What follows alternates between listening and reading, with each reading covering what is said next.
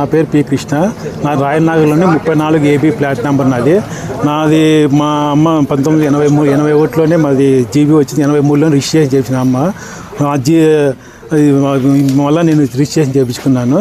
కానీ వాళ్ళు rock base shed వేసారు. వాళ్ళు నేను పోయి అడిగినాను, షెడ్ ఎందుకు వేసినారు మీరు అని అడిగితే వాళ్ళు లేదు షెడ్ మేము వేసినాము, దౌర్జన్యం చేసినాము అది ఇది అన్నారు.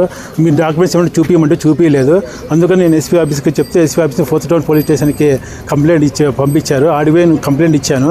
అక్కడి నుంచి ఎంఆర్ఓ ఆఫీస్ కాడికి వెళ్ళారు. ఎంఆర్ఓ ఆఫీస్ కాడి నుంచి విఆర్ఓ గారు సైట్ కాడికి వచ్చి చూసి అంతా ఓకే అయింది, మీ ప్లాట్ మీద ఎటువంటి ప్రాబ్లం లేదన్నారు. ఆ ఉద్దేశం వల్ల ఆ సర్టిఫికేట్ తీసుకొని నేను స్వయంగా పోయి షెడ్ గిడ్ అని తొలగిచ్చేశాను. దీనిలో ఎమ్మెల్యేగా పాత్ర ఎటువంటి ఏమీ లేదు. కానీ వాళ్ళు ఎమ్మెల్యే పాత్ర ఉందనేది ఏమేమో చెప్తున్నారు వాళ్ళు.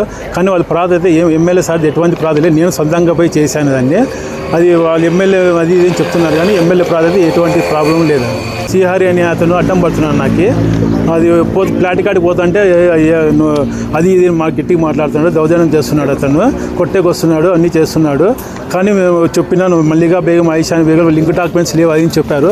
కానీ లింక్ డాక్యుమెంట్స్ అండి, లింక్ డాక్యుమెంట్ 83లో అమ్మ పేరు మీద రిజిస్ట్రేషన్ అయినది. 83 తర్వాత నేను నా పేరు మీద రిజిస్ట్రేషన్ చేసుకున్నాను.